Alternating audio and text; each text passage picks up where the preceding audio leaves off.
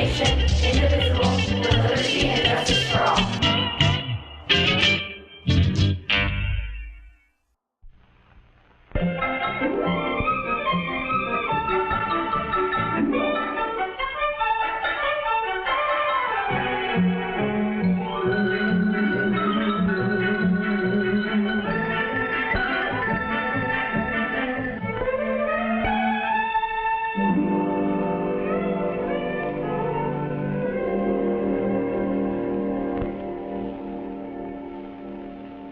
This story is about 10 rather close relations of ours who seem to get into almost exactly the same kind of trouble we do.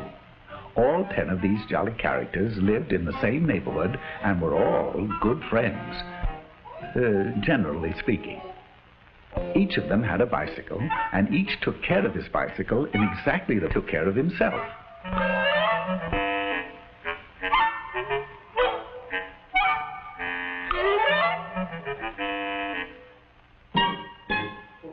One day they held a group think and decided to have a picnic in a little park just 9 blocks away.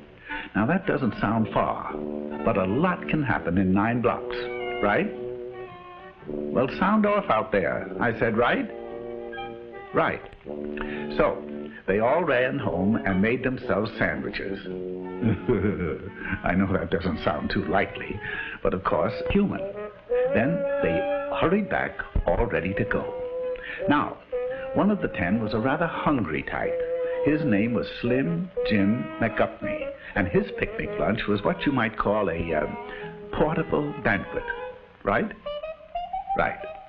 Slim knew that his big sack would be hard to handle, so he asked Orville Slump if he'd carry it for him. Orville had a basket on the rear of his bike. He was a good sort, and he answered, okay. Some of the others noticed this and asked him if he'd carry theirs, too. Orville answered graciously, well, I guess so. And naturally, everybody else did the same until Orville's rear basket looked like a chuck wagon.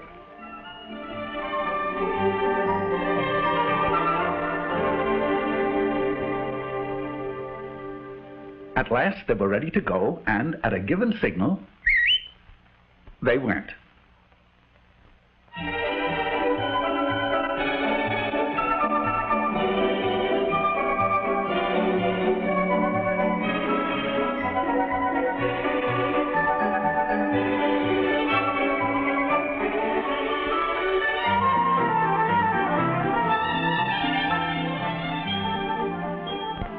Now this is Rooty Toot Jasperson.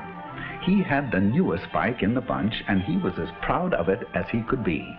He made it a point to get in the lead, and there he intended to stay. It would seem that Rooty Toot was a slam-bang go-getter headed for big things in life, right? Right. But when you have to be first all the time, there are a few things you find you don't have time for. Such things as making hand signals.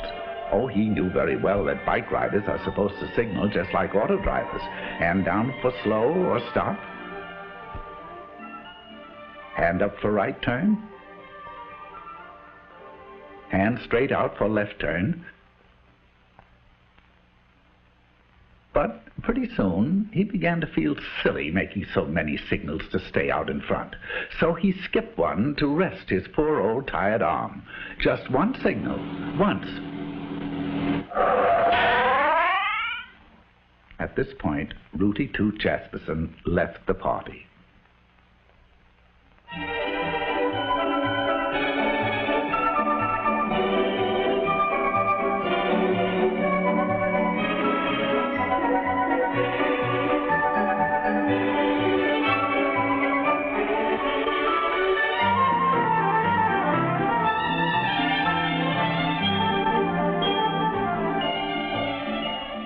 This charming little thing was actually christened Tinkerbell McDillingfiddy. She's a sweet and lovely girl, but she has a rather poor memory.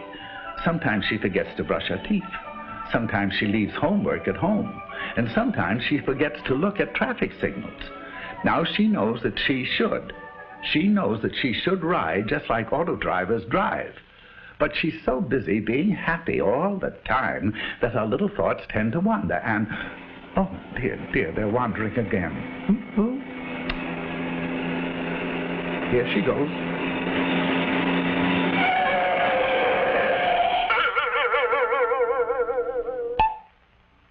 Exit Tinkerbell McDillingfitty. She forgot now and then.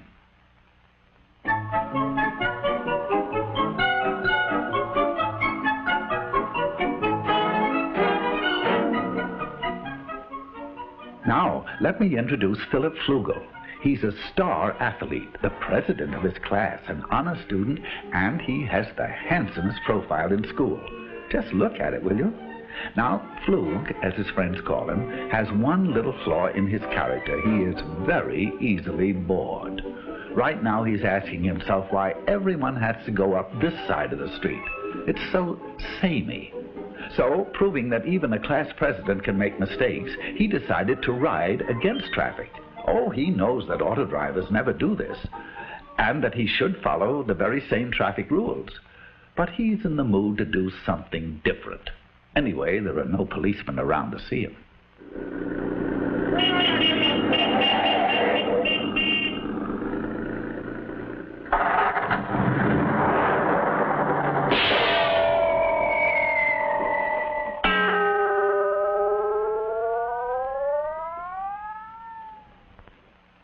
Phillip Flugel is no longer bored.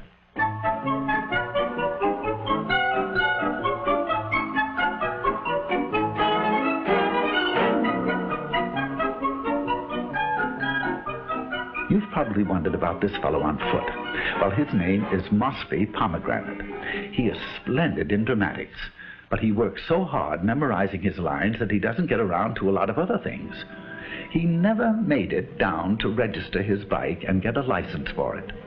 He knows very well that a license makes it easy to find out who he is if he's in an accident, and makes the bike easy to trace if it's lost or stolen. That's his trouble.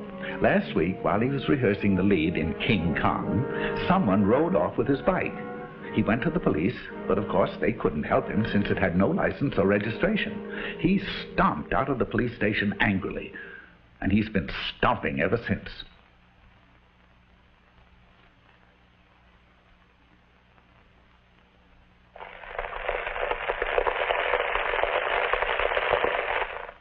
Farewell, Mossby Pomegranate, victim of fallen arches.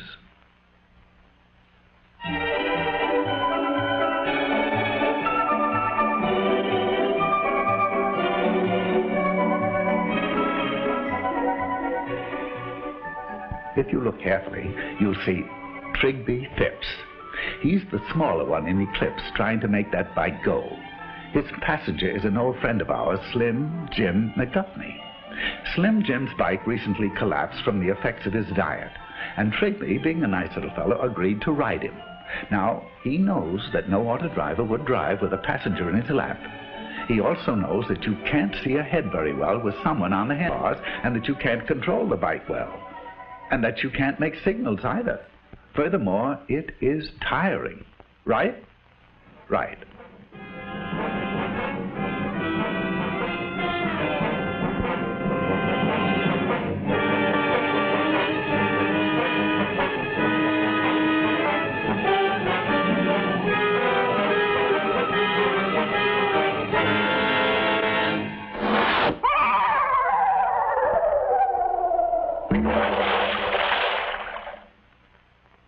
So long, fellas. There seems to be a flaw in the buddy system.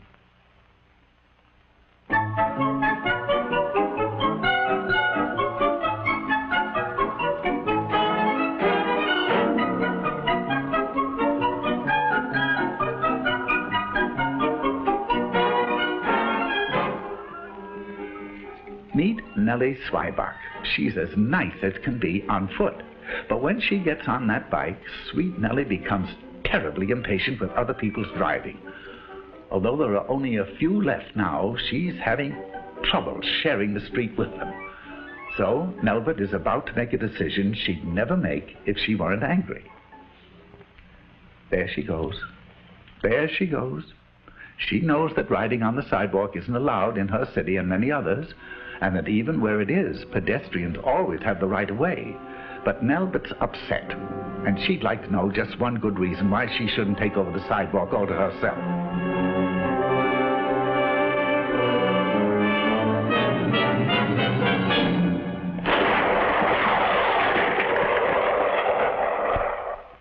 Nelbit Zweibach got her one good reason.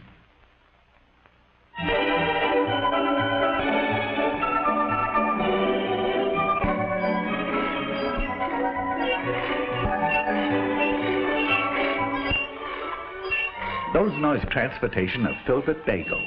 Philbert hates his old bike. He refuses to take care of it because his folks will probably give him a new one for his birthday. He can't see any reason for taking care of a heap of junk, even if he made it that way himself. He will in a moment, though. You see, he doesn't know it, but he'll find out that there's not a shred of a brake left.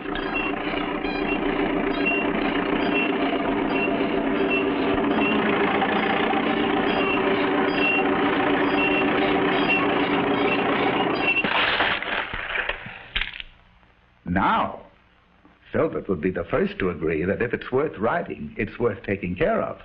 Right? Right.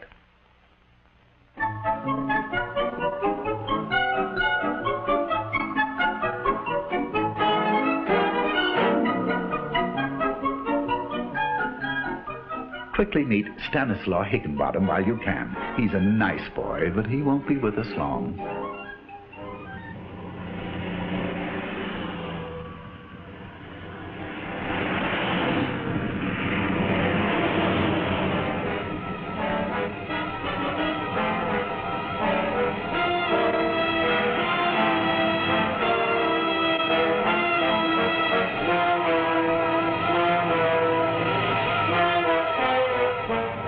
You are now looking straight at Stanislaw Higginbottom.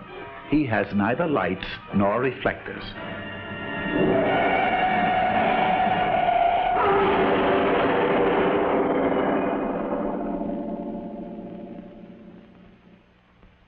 Stanislaw just wasn't quite bright enough.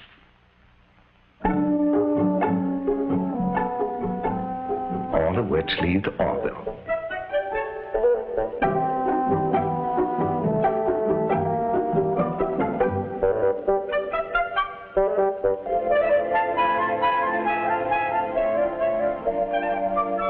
He'll get fat, all right.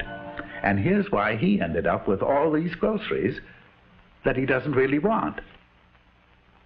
This was Rooty Toot Jasperson. Maybe you remember why he didn't make the picnic. He didn't signal, just once. Do you recall Tinkerbell McDillingfiddy? She forgot to watch the signals, just once. And good old Phillip Flugel, he rode up the wrong side of the street, once. Mosby Pomegranate was the walking one. He didn't get around to registering his bike and getting a license. It would have taken him only a few minutes. The small one was Trigby Phipps, and his passenger was Slim Jim McGupney. They rode double into trouble. Who can forget Nelbit Zweibach? She wanted to know one good reason why the sidewalks didn't belong to her. Then there was Philbert Bagel. He didn't take care of his brakes, so they didn't take care of him. And good old Stanislaw Higginbottom. No lights, no reflector, no Stanislaw.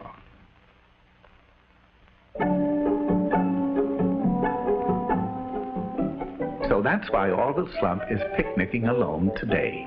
He watched the signals, he obeyed traffic signs, he made hand signals, he rode alone, he stayed on the right side of the street, got a license, rode just like auto drivers drive, and kept the brakes and all in good condition. And he got fat. Of course, it was very lonely, but not as lonely as this.